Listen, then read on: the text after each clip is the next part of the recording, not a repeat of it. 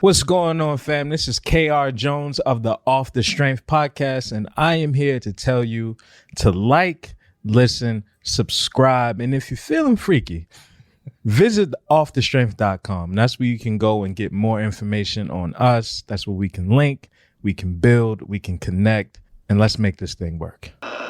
Grappling with conscious and unconscious biases. I think I put my own biases out in the front. I told you I was reincarnated. Nah. I wasn't reincarnated. I was stargazing. More fatigued than phobic. Yeah, for sure. That's an unconscious bias. But when we talk about how people's reality is distorted now more than ever, that debate at the Thanksgiving table is something that comes up and changes how you really look at the world a lot. It's like, there are a shocking amount of people that you care about walking around with a reality that they believe is completely different from what you could think in your own mind, man. By no means am I the only person that could tell you here's what all truth is and here's what isn't true. The shit that I was hearing was not only shocking, that was of concern, fam. Speak on it. You ever have to explain AI and altered images to the elders, bro? The shit that I was seeing, Facebook has been getting off to the people that's older than me. Yo, that shit is disturbing. It's like, that's not a real video. How could you tell? I just watched this over here. What you mean? It's a deep fake. What the fuck is a deep fake? That's a conversation that was not getting any kind of progress being made. Thankfully, my folks ain't that tech savvy. I could see all of their text messages from about 3 feet away because they the font is extra big. The font is so big. I saw the "love you, sis" from the kitchen. They was in the living room like, man, lower the font on that. God Turn damn. it down. That's the type of people I have. What's good, everybody? What's good? Welcome back to yet another episode of Off the Strength, where we give you the inside look into all things wellness culture. I'm a trainer called Tony, and of course, with me, I got a gentleman of extraordinary league. KR Jones is in the building. That's right, folks. We are back. And ladies and gentlemen, boys and girls, listeners of all type from near and far, you are now in store for a treat because it's the return of the variety show. That's when we give you our best foot forward. So hopefully you take your best foot forward. You do that two-step, that tango, whatever it is you need to do to make it on through the week with the best goddamn wellness information available. Yay! Brother Jones. What's the word? Coming off this Thanksgiving holiday, my man, how are you feeling returning on this microphone? Man, when I tell you I had a week. Okay. A couple of days lined up in particular, but in short, I think I was brushing shoulders with greatness. I'm talking Hall of Fame dishes on the table like Mom's mac and cheese. I'm talking Uncle Kevin bought the fried turkey home this year for the first time. Okay. Celebrating my brother's new crib in B-More, that was wild. And the strip club to the yoga class transition. I saw at least $20,000 in ones drizzle from the sky like misty rain. But it was a calm night. We'll speak on that a little later. Okay, all right. The 20,000 was in the strip club, not the yoga class, It right? was in the strip club, not the yoga class. I was about to say. That is correct. I just had to make sure because I was like, if you've stumbled on strip yoga, I'm going to tell you, my friend, this is a diamond in the rough. Don't count me out. That you really need I to won't thoroughly. be stripping, but I can set it up for other people. There we go. Also glad for that clarity as well. I appreciate you Just going so you above know. and beyond. You know what I mean? How was your week, brother? My week was nowhere near that exciting. I'm going to be honest with you. It pales in comparison. My week, if I had to give it a title, it would be dubbed The Man in the Arena. Now, The Man in the Arena, Kyle, comes from that whole Teddy Roosevelt poem. I'm not going to give Teddy too much shine because we start to look back. He might be one of them ones that had an salted past, let's say. Okay.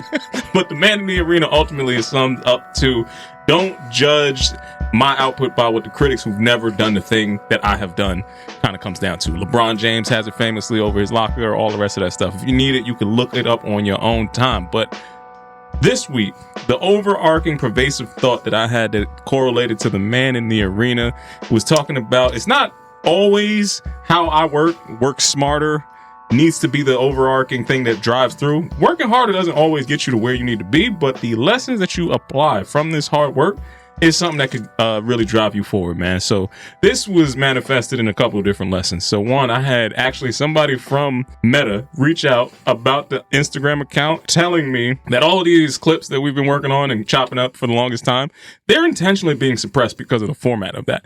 So it's like, hey, this one clip that you just put up, this could go so much further with so much more impact, but it's never going to work because of how it's literally formatted right now. I said, oh, wow. It's only taken, I don't know how many of these things to get this little piece of information that could change all the other output. Yeah. It's very hard to hear that understand that and then also see the game that's being played, trying to keep it move forward. It was like, all right, I got to stay in the arena on this one. I was gearing up for another license that I'm trying to get in this whole canna wellness environment, only to learn that making it through this process that, hey, you need to have a location already secure that we can send and investigate and inspect way before we're going to approve you for this license. That came 4 weeks into the process. That was not at the forefront of it.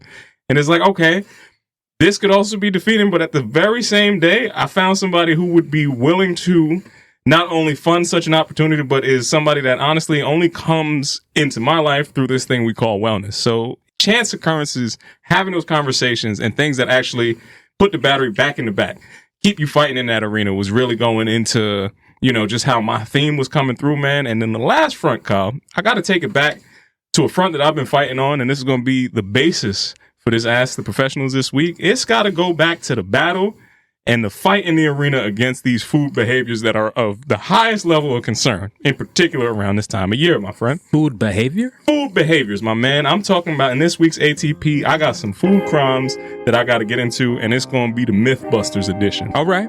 I'm going to unpack this starting like this. Now, this is a scene that might be familiar to you. Around my table, especially this time of the year, under the cold and flu seasons, we got a whole list of Black Remedies that people like to put out there, right? Of course. From Vicks to the Tussin, you know, there's going to be some things you always keep. Not the Robitussin. You always keep it in the Black That shit's so household. strong, they took the Roba off. Right? It's just Tussin. It's just Tussin.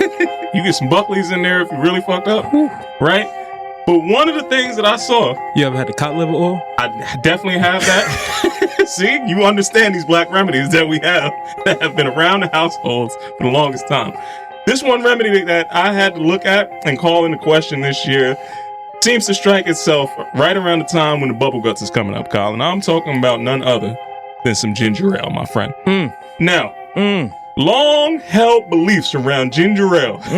Ginger ale is what it's called. When you crashing out at the dinner table. You gotta take the G out. It's ginger ale. The thing that'll allow you to bring yourself back to the plate repeatedly and be the cure-all for any of the discomfort that you're feeling. For sure. It's doing heavy lifting, but most of all, Kyle, it's been a damn lie my whole life. Yeah. I found out this week that most of the large ginger ale companies actually produce products that don't have any real ginger in them at all. Yeah, the well went dry with Canada Dry. Exactly. So in a class action lawsuit against them, they actually had to depose the information that, hey, we don't put real ginger in this shit to begin with. So the thing that you've been believing all of your life to be the alleviator of your stomach troubles right around the Thanksgiving holiday, we just found out that was mostly bullshit, my man. Yep. So, in my Ask the Professionals this week, I want to talk about some actual remedies that can help your digestive system when you are, in fact, the victim of crashing out at the dinner table. Now, Kyle, let me set the scene for you. Okay. I have some people in my family, much like I would imagine people in your family, who have this African-American ethnic extraction thing that's going on. All right. Kyle, did you know that African-Americans, by and large, 80% of them are lactose intolerant? You don't say. Lactose intolerant means, hey, some of these dishes that we want to put on the plate are definitely going to cause bombs over Baghdad to happen as soon as the kickoff to the football games is going to start, right? Yep. I'm talking about the mac and cheese. Yep. High on the culprit list. The eggnog. High up on the culprit list. And anything else that you're going to put these dairy products and heavy cream in disproportionately impact people who don't have the lactase enzyme that comes from the European ethnic extraction. So Dr. Umar somewhere has been telling you about this milk of magnesia. You gotta stay away from it. God, what are some of the best digestive remedies that you could offer to somebody who overindulged during the Thanksgiving holiday? First and foremost, you just laid out a lot here. I want to talk about this cognitive dissonance with Canada Dry first, and what we knew it as and what it is present day. It's your sugar, water, green stuff. A little ginseng in there, something. Don't got no damn ginger in It ginger really ale. broke my heart to see that come true, but you know, I'm a loyal lifetime fan. I'm gonna go down with ginger ale as long as I got it. You know? I don't know about that, man. I'm going to tell you that there is some truth to ginger actually being able to help you in the digestive issues, man. 100%. But it has to be real ginger. It For can't sure. be none of this fake stuff that we have. So You gotta have the real spicy shit. Now, if it comes to actual tools or tips, if you will, for the family, first would have to be stop. Right? Let's just stop. Like, you get a plate and then you take a break. it's too many people that's going back too soon. It's too many people with eyes that are bigger than their stomach. Like it's a marathon. It ain't a sprint. The buffet line be crazy, Now, if this is going to be the year or the day of the year, the one day of the year that you go crazy, I feel like you need to fast a little bit. I'm going to also be honest with you. A lot of those people that believe that this is the one day of the year that they're going crazy. It's really the weekend. I want to see the last 7 days of this one day of the year because you've been wilding out for a goddamn week. So we're not going to put all of that on one day. For sure. We have to call into these remedies. What's going on? Questions. Listen, you talked about the lactose intolerant folks. My uncle was late. I ain't gonna call him put his name on the pod, but just know that dinner started at 4:30. He showed up around 8. He came in straight beeline to the bathroom, and I was like, "Oh, he's a producer now because he making beats in there." I had 808s. He in there blowing up like, "Yo, he on fire right now." Then he comes out and goes to sleep immediately. Wakes up, and then he made a plate and went back to sleep. These are not normal things for your body to do that are induced by the food that you're taking in, folks. It's craziness is what it is. This into consideration when you're making these decisions, bro. It's marathon. It ain't a damn sprint. Pace yourself. Pace yourself is definitely up there, but I'm gonna go back to it again. Real ginger actually does help. Like compounds that have actual ginger in it, like ginger chews or real ginger teas, can help you actually aid some of that stomach discomfort that you might be feeling. Much like warm water, peppermint tea, anything in that direction.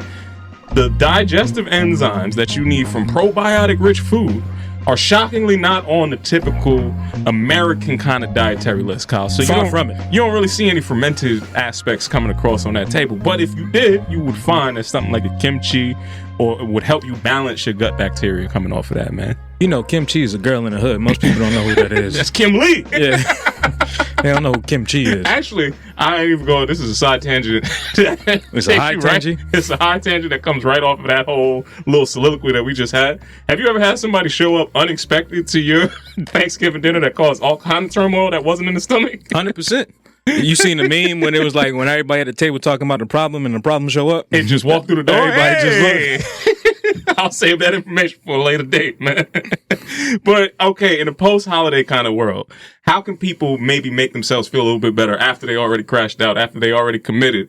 Like, I've seen 2 of my cousins across the table lock eyes and say, I know that this coquito and this eggnog is going to fuck my system up. Yep. But we are locking in on commiserating in the pain that we're about to feel.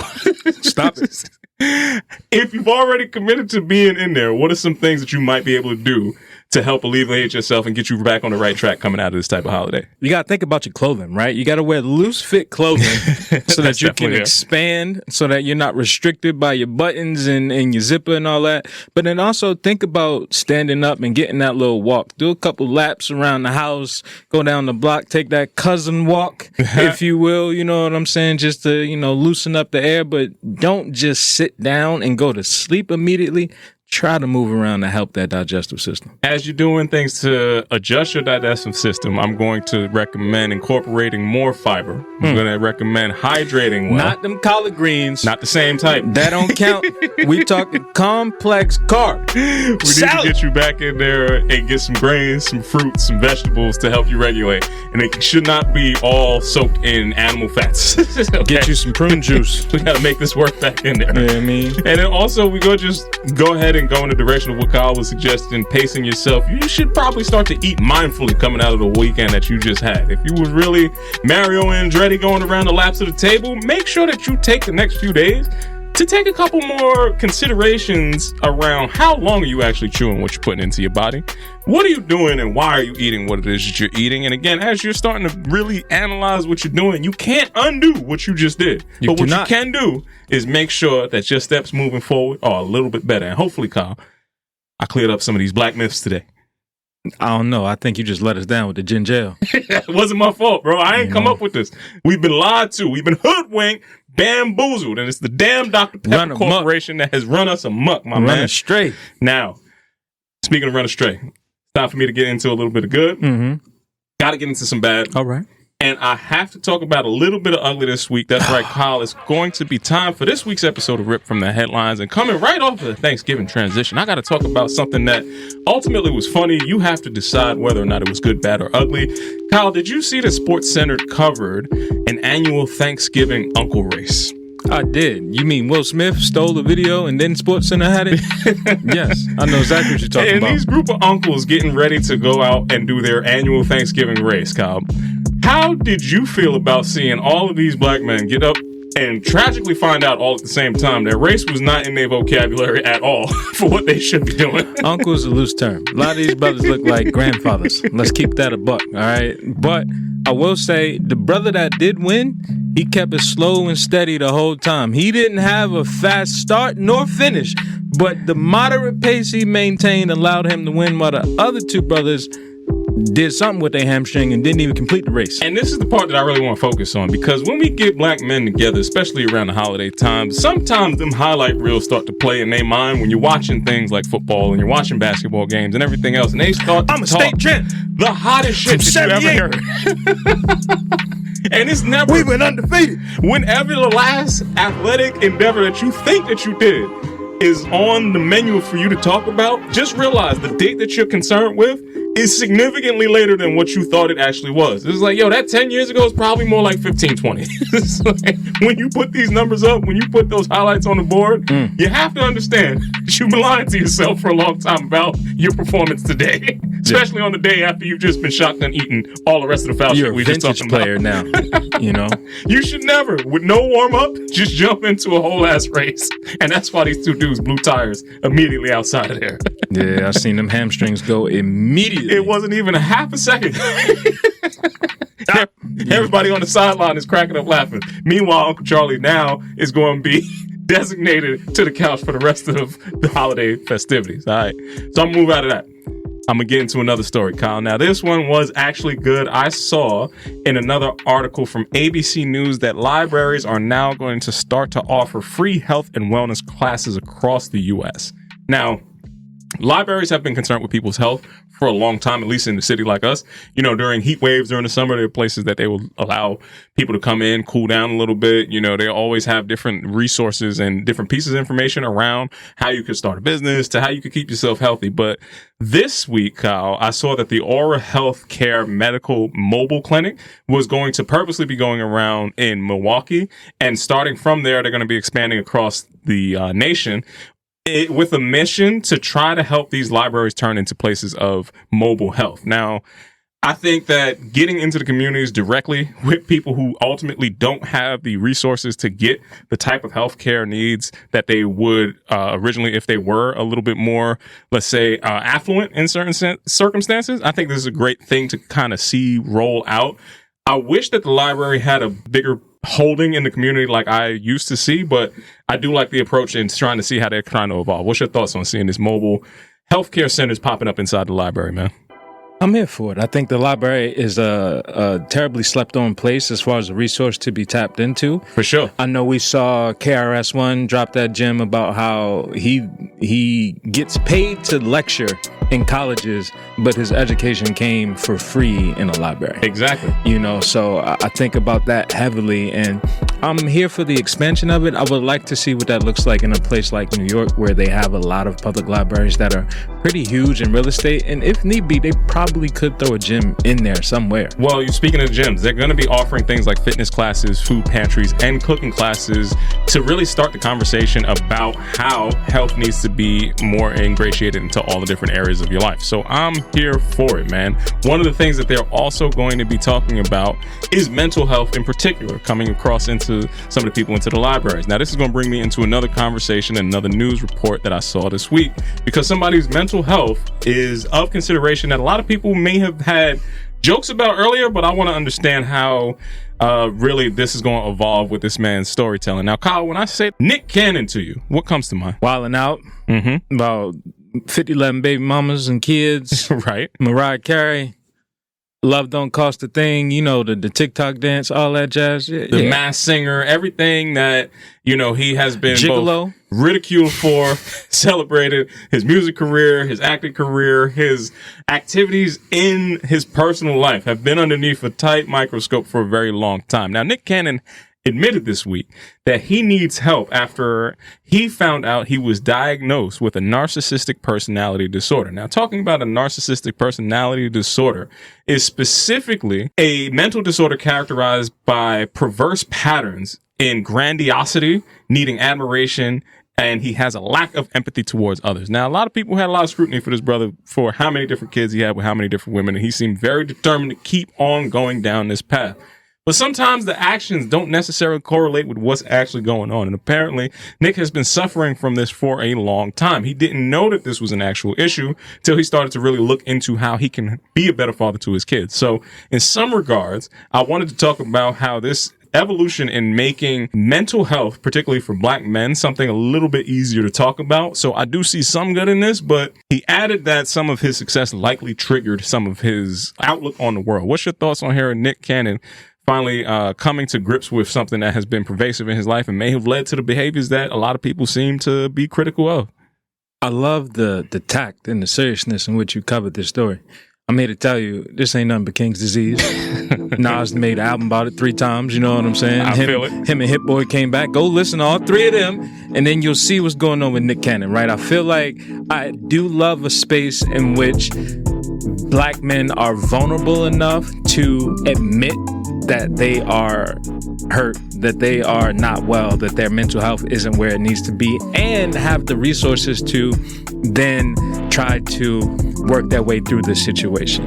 That always was never a case or wasn't prevalent in growing up and people that we know. Now, I wouldn't put Nick Cannon on that pedestal of a, historical black figure like a Martin Luther King or Malcolm X, but he is a noteworthy individual with a voice and a story that deserves to be told. So I'm here for the exploration of what this means for him moving forward. And if it can help other people, let's do it.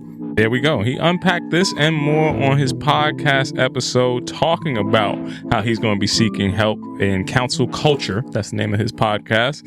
There might be a through line there. I remember that. That's because he got canceled. What you mean? Counsel. He's counsel culture. Now he's underneath counseling right now. You see what he did. You see, Kyle. Now I'm so tired of these damn podcasts. Last thing that I saw on my list that was of concern, it's definitely going to fall into the ugly for me this week, Kyle.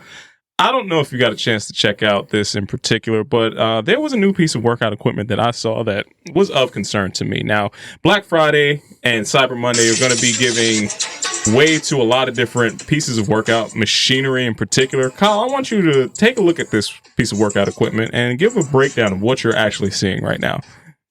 What we're looking at here is a piece of marching band equipment. If you ever knew anybody that played a snare drum and they had to put the shoulder straps on to put the drum on the hip, this is what it is, but in the gym. I don't know what this actually is in real time. I want to say it's a hip hinge apparatus, Kyle. Now, this hip hinge apparatus is really supposed to help you. It got the twins on display heavily, though. You know what I'm saying? The twins and a strap. So it comes with some real motivational cues. I feel like women that like to peg would really love this. You know what I mean? Like, how functional is this functional piece of equipment? Because this hip holster, if you're a pegger, hip drive, it's 100% functional. It's going to get your stroke right. Actually, fellas, if you need to get your stroke right, step up your game.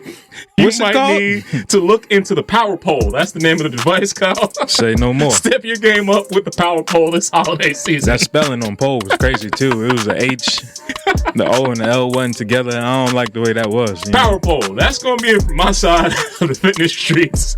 People are giving out the power pole this week. What say you, Kyle? Pause. See how we let the power pole go?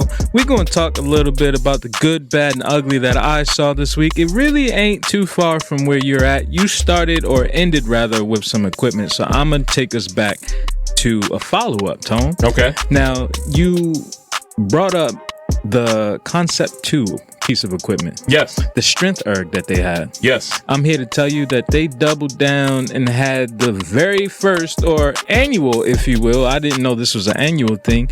A strength erg relay, Brother Tone. Now, how would you feel about a Concept 2 strength erg relay race? This looks like a really sad party to just be at. Whenever if you don't have black people at your party, you did something wrong, because we are the life of the party, you know? And when I see these videos of spaces with, you don't even have like cleaning staff in the back. Like, what's up? I mean, I don't know. The white balance might be a little off on that, but it looks like they're having fun, so I can't be mad. I'm here for a good relay race. You know what I'm saying? Like, Yeah. I love to compete. So in my heart of hearts, I'm a true competitor. So whenever you mix competition with something fitness related, I feel like it's good. So I had to cover it, you know? I like it. I like it. Shout out to Concept 2. When we stay in this same vein of equipment, if you will, I brought this up maybe a couple weeks back, but I'm here to talk about it again. The mini barbell set for the PR trophy, Tone. Yes. How would you feel about decorating your home office with a nice little barbell rack and some weights that symbolize what your PR was on your squat, your deadlift, feel like you know? This is a valid thing to have on your desk if you also have video of you actually doing that lift. Because a lot of people will have these, I squat 4 plates, and never show you the 4 plates that they actually You did squatted. 415? No, they Let me said see 4 plates. They didn't say which plates. So you did 225. But let me see it, though. It was like, I had 4 10s on each side, bro. I definitely had these here. So what you're saying is you need video proof. Video proof to validate whether or not you have that lift. And if you don't have that, you just should not be able to get it. knocked off your desk. All right, understood. I think that's a valid point, man. Now, in the spirit of PRs and competition, I did see the brother Donovan Mitchell. Okay. Spider is a street name. Yeah. It's crazy the analysts be calling him that on TV. He's like, that's a gang member. But nonetheless, he had a collab with Adidas, right? You know, collabs have been in the air all over the place. And Adidas collab with Haribo. You familiar with Haribo? Yes, the candy. The little gummy bears? Yeah. How do you feel about the gummy bear and Adidas collab for Donovan Mitchell? Something about this looks dope. It might be for a younger demo. I don't want to take it away from him. But there's also something about that feels a little questionable for me. Would this be a shoe you would buy? I personally could not wear it. Is this a collab that you would celebrate? You know what? I think that there's enough Haribo fans out there that it's worth celebrating, so I'm going to try to find the through line to let everybody else get that off. There are some questions that I have. There's merch. I'm looking at the jacket. I see the mascot is dapping up. Yeah, that's the part that I was looking at. That felt a little weird Mitchell. for me. When the mascot is the gummy bear and he's dapping, I don't know, man. I'm trying to find the good in this. It was just one of those things where I'm seeing so many collabs and really trying to understand and unpack why. Yeah, if he has like a history of that being like his go-to candy and like something like that, blah, blah, blah, I'm okay with it, you know? That's still putting a bad message out to the kids, man. He wouldn't be the only one. I'll point out the Reese's Pieces and Angel Reese kind of collaboration. Now that makes sense. Somewhere, somehow. I ain't never going to talk bad about that. I'll put out the Skittles and Marshawn Lynch. Yeah, I mean, so it's there. It he exists. can also do no wrong in my eyes. But they exist. So I'll put it in that space as something that is not important to me, but enough people do care about it, so I can't knock it. Speaking of people caring, and we going to go back into that competition one last time, Tone. Now, what if I were to tell you there was a world in which there was a forklift world championship competition, Tone? I'm sorry, what does that mean? You know I got to cover the sports that the people need to see. Now, when you think about a forklift operator, what really comes to mind? It's something that you would see at a construction site typically, but this looks like it is... Warehouse workers, let's not discount them. Okay, I'm here for that too. You know, like anybody that's operating a forklift, you got to know how to use some heavy machinery, if you will. I definitely see that. Now, if there was a competition to highlight such a skill set, would that be something you watched? I probably would never watch it, but it is something that I'm happy that somebody who does want to watch that can find their thing. You know what I'm saying? I mean, we talked about the track competition that was invested in. What happens when money gets put behind the forklift world championship? I am living in, remember at the top of the show, I told you some parts of this world are never going to make sense to me. I'm happy that exists for whoever cares about that. I don't want to knock it from anybody else, but somebody's walking around with like, yo, this is a good idea for me to get some serious investment into it. And that is why I need to reevaluate how I look at the world. All right, man. You got it. We going to end on the ugly this week. And the ugly we didn't get a chance to cover. It came across my timeline, and I want to give a little highlight to Sweet Green stealing from marketing campaigns. I definitely did see this. Now, give the people a little insight on who Sweet Green is. Sweet Green would be one of the fast casual salad companies that exists, I would say, in a lot of the different major urban markets. If you are anywhere where a Tabitha, a Veronica, crazy. a Lindsay, or a Michelle can gather, they will be able to tell you about where the local Sweet Green is at. The green of sweet. Yeah. I ain't gonna stunt. I used to be a Sweet Green type of dude, you know. And they would very much be, the crowd that I just talked about would be leaving your yoga class to go to said Sweet Green. So it's a $17 salad. It's a part of the world. They all exist in the same space. In Brooklyn, they had way too many black quotes on the wall too. Remember, it was very offensive. It was they had a lot Spike of Spike Lee up there. I was like, don't nobody back here reflect what y'all trying to sell to me. No, the staff was all black. No, who they selling to is nobody that they trying to market to at all. But spread love. It's the Brooklyn way. You know what I'm saying? Now, we bringing this to the table here because we just talked about collabs and things going on. Now, a company by the name of Market, I believe that's short for Chinatown Market, if I'm not mistaken.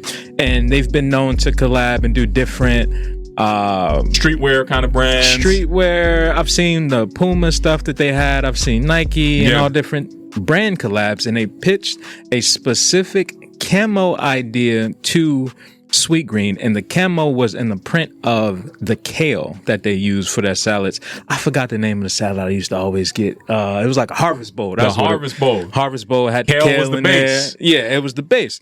So Sweet Green got the message, didn't respond, and then popped out with their own kale camo and just flat out stole the idea and moved forward with it. How do you feel about this bold movement that Sweet Green is doing? I honestly don't know what all went into that process. I am not surprised that they would come out with a kale camo collaboration. They didn't come out with it. The idea was pitched to them and they ran with it. Right. I'm not surprised that they would take that and then turn that into something that all of the Sarahs in the world will go crazy over, right? Because that crowd is committed and they will rock the kale camo. At the same point in time, if you don't have something trademarked and if it is not in a way that is going to be distinctive of your brand and your brand alone, when you send that pitch out and when you send that, concept sheet out to them and you don't have any way to assure that they won't do literally that, that's when I have to start to ask questions. So it's kind of like, well, what transpired in the legal side of the business that would have protected them from that? And I think a lot of times in the creative spaces specifically, some things that would be fantastic for somebody to do as a strategist, as a designer, or as a person who can actually execute something like a kale camo outfit. And I think it was done pretty cool. It looked like something that people would wear. Hey, you need to also do the things that are just standard good business practice. You need to have, before you send that out, maybe some documentation that prevents them from using the ideas that you present. It sounds like this was not on the table. And that's the sad, unfortunate truth. And somebody who's had stuff directly taken from my output, that's that values conversation that comes back up. Often on the creative side, because you don't have an accurate assessment of your value, you over deliver on something that you cannot protect.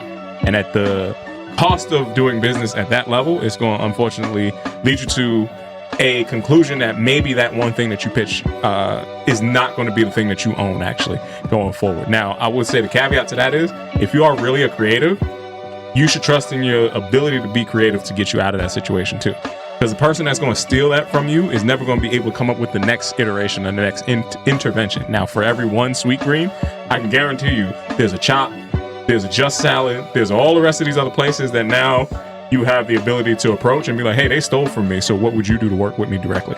Let's act accordingly. That's a lot, man. I think that the only thing I would add is really just doubling down on protecting your creative assets. I remember the first time I got a deck, and the deck had all the legal jargon in it, like these are blah blah blah ideas and should not go blah blah. I was like, damn, that's a lot to put in there. But if you got companies that are moving as maliciously as Sweet Green is, you're gonna have to do what you gotta do. Let me tell you something. Anytime a company can start and not make money, just understand that when they need to make money, they're going to be doing everything that they can to make money. If you follow through how they've been able to expand and get as popular as they have, but not turn profit in a long time, they're going to come up with a bunch of things that need to lead you back to profit.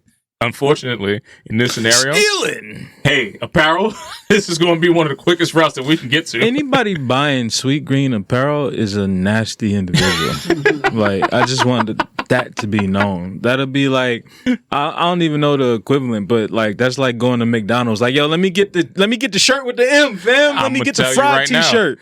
Travis Scott will adamantly disagree with what you just said. I've seen a whole pack and a whole generation get that off. I've seen Sweetie do a bunch of crazy stuff. Imagine the Dunkin' Donuts merch, or just like I'm telling you right now, any chain merch that you supporting.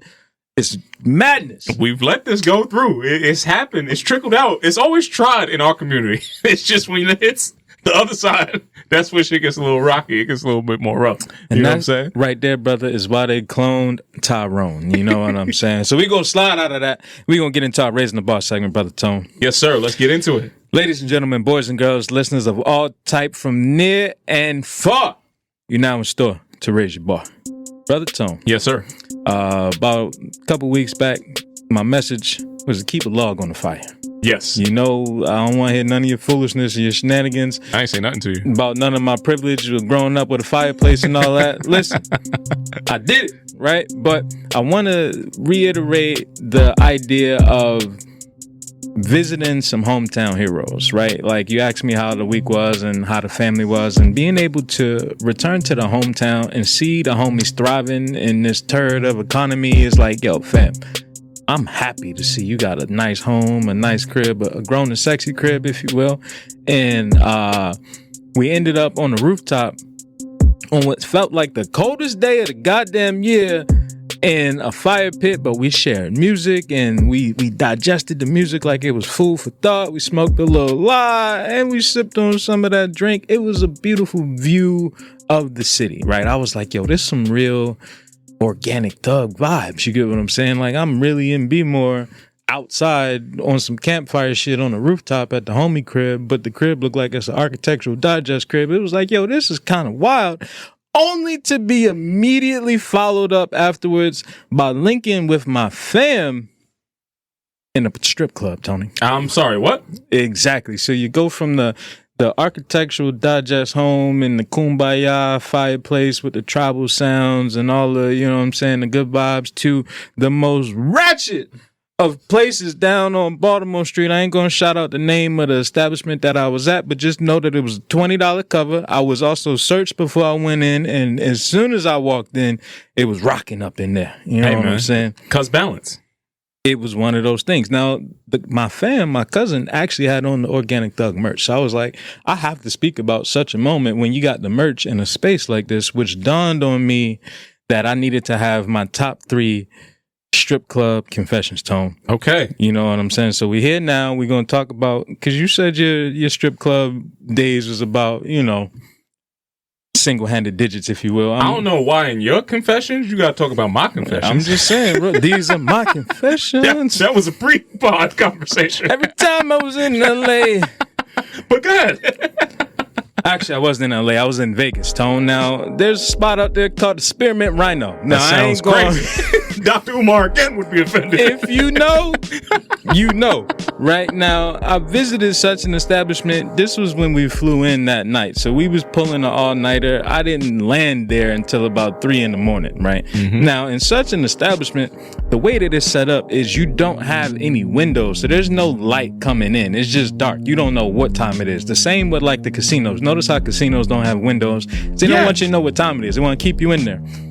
We was there from about 3 in the morning to about a prime 6:45, maybe 7. When it was time to leave and the doors opened up, the light hit me like, Kanye, Beautiful Morning. It just was like, damn, I'm a real dirtbag leaving the strip club at 7 in the morning. That's usually how it goes down. With school buses riding past, but it was a joyous occasion. If you stayed out long enough to break day and you are significantly into that day, the God hour is what we call it. You definitely, when you walk out, it's on some vampire shit. It's like your soul definitely is like, oh, I shouldn't be here like this. I need to get back inside where the darkness is safe. That's how it works. Now, sliding out of that, we got to talk about my second strip club confession here, Tone. Now, I don't remember the name of this establishment, but I was kicked out of a strip club in Philly. Because you know what really got me? It should have been strip club in Philly. That should have been all the reasons why you didn't go forward with that.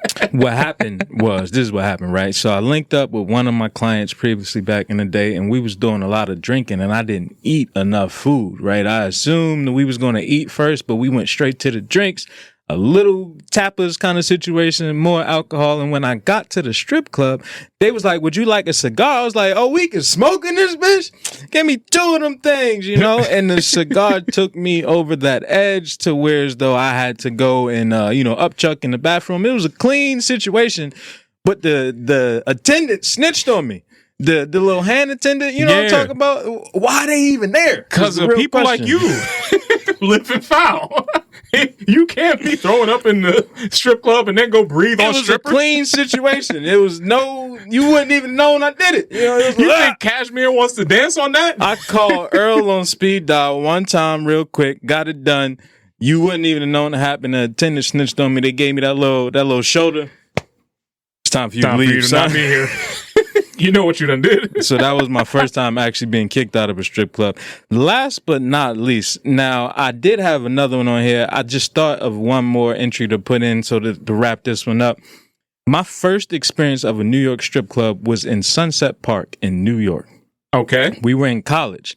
This was an 18 and over strip club, but there was a 2-drink minimum every 30 minutes with no alcohol served, fam. It was the most outrageous, just money thieving situation I've ever been in. You know what? I have, because I am from Brooklyn, I have a story that will top that. Now, you know my friend Escobar who went to college. Yes. He used to eat lunch there while we was in high school.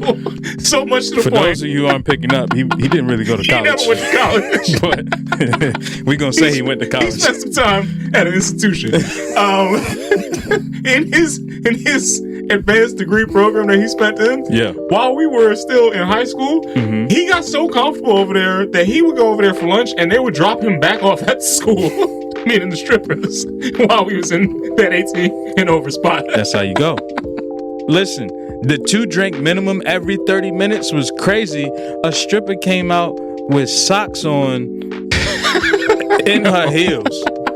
It was a wild time. So I say all this to say that I'm bringing up these strip club stories because I am amazed at how much of a sport that this is, right? This is not a regular space. My homies that I was with went to school in Atlanta. So they went to school down where you got Magic City, you got Blue Flame. It's a part of the culture down there. Onyx. It is very much... that's what the after-hour spots are. That's what the food is. Music is. That's where it's at. So for that to exist in Baltimore was like eye-opening for me. It's like, oh, wow, we are really emulating this thing. And it really is an art to it. Like, you almost have to be in character. Like, I looked at it like a legitimate sport. Like, oh, I see homie over there. He dropped 30 tonight. Homie over here, he got a triple dub, doing everything, See, where I am in both the liability aspect of my life and the fiscal responsibility aspect of my life. Yeah, no. That's never going to be a place where you would catch me. I was purely observant. I didn't do nothing else, sweetheart, keep it pushing. I ain't got nothing for you. That's the liability aspect of it. It was like, don't invite me to a meal that I can't eat at. That's pretty much my overarching thing. If you want to, I'm going to leave that where it is, and I'm going to just slide out of that and by saying, what is more organic thug than going from the amazing house party with the spiritual music vibes to the strip club and the trap? I feel you on that, man. You know what I'm saying? Like 20,000 in singles was coming from the sky. Yeah, I'm happy that you got there, man. Now, being as though that this is not one of your indulgences, if you will. Yes. When you do got a little bit of that fuck you money, what kind of space would you implement if it wasn't going to be the strip club? It would. It could never be the strip club. It could never be. It's like not even a little bit for as long a as little gamble. You know what I mean? Roll a little casino action. My day-to-day life is a gamble. It's like, I don't never feel like me walking outside. Life is just a dice game. At any point in time, I'm not putting everything on the line. All right. So the last thing I need is extra thrill seeking. And again, don't put nothing on the glass that I can't have. It's like, you got it. That's just how Juicy J would have actually been disappointed because by his standards, it was not a real strip club. See? You know what I mean? I understand entirely what you mean by that. The verbiage on TikTok is called the shaky butts. Now, sliding out of that, we can only get into a little bit of a relaxation situation, Tone, and I'm talking about that segment called Relax Responsibly. Okay. Now, you want to let the people know how you relax responsibly this week? Well, Kyle, I got one question and one question alone for you, my friend. What's up? Can I kick it? Yes, you can. That's right, man. So I got into another one of these elevated situations, Kyle. You know what? In this whole relax responsibly space, I've really been looking for the perfect balance of something that's going to bring me the way that I need to kick back, relax, but also something that's going to be able to rejuvenate my body. And Kyle, this week, I checked out the Bedford Club. Now, that's going to be the Bedford Cannabis Club. You say what now? Exactly. It's right nearby in Bed-Stuy. Okay. There's a nice little cannabis club that I pulled up into specifically to try out these Kiva Camino gummies. Now, Camino has been hitting the streets all over the place, my man. But what I got to try this week was a Recover Camino gummy. That's right. The Recover had a little bit of THC, but it had more of the CBG in it. Now, Kyle, I was not up on what CBG can do. CBG, not CBD. There's a whole lot of cannabidiol substances that we don't really understand, but from the wellness perspective, you got to really understand all the different aspects to it. So what CBG allows you to do, you get a little deeper into the body in the recovery side. You know, you get a little bit more of that whole proprioceptive kind of facilitation. You get into the body a little bit deeper.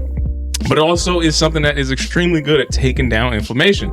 So the anti-inflammatory effects of CBG, they doubled up on that inside these gummies. So they're not going to be something that takes you beyond where you need to be, but your body will be feeling pretty good, man. And that was a relaxation situation over there, man. I took it to a higher level with these high-end clientele gummies. See what you did there. You noticed. How was you relaxing this week, Brother Jones? Man, I was relaxing this week by realizing the role that I play in my family that I didn't know until I was there. I bring the games. Okay. I bring the joy. You know what I mean?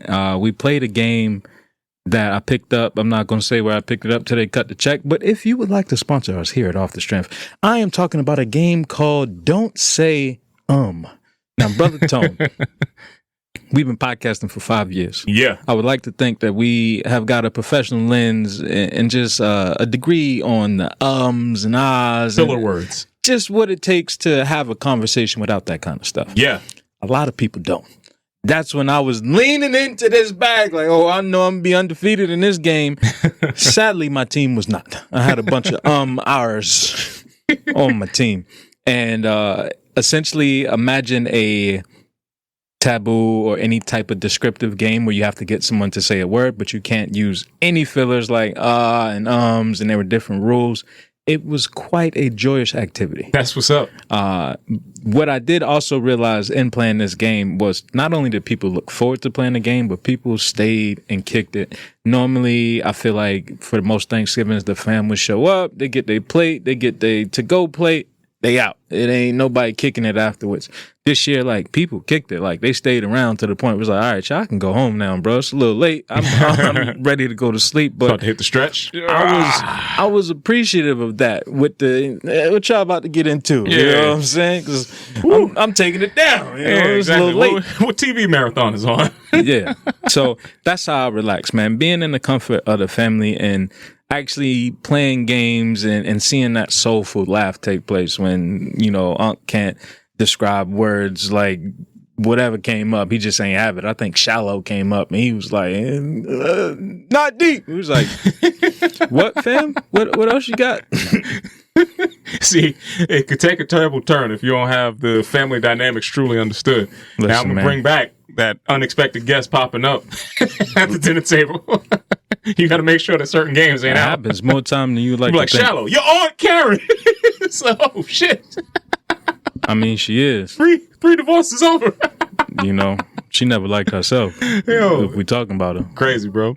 But I definitely want to get more of that into my family, man. I need to adopt and incorporate some of that. Maybe I need to bring some gifts. Get a good game, man. Get a little taboo going, you know? I definitely would want to, man. See, the only problem is that if I break out some games around, you know, my family, the folk that I come from, it's only going to be but a matter of time before, you know, some wagers is going to have to start getting made across that table. Yeah, the man. money come out. I mean, we still got to get the crab and reefer party off. And that's who exactly will be kicking off to how much we playing for. Yeah. Like, grandma's just be straight up with it. Hey, we playing for quarters, we playing for dollars, what we playing for? It's like, I don't understand where you're going. You got to put up or shut up. That's it.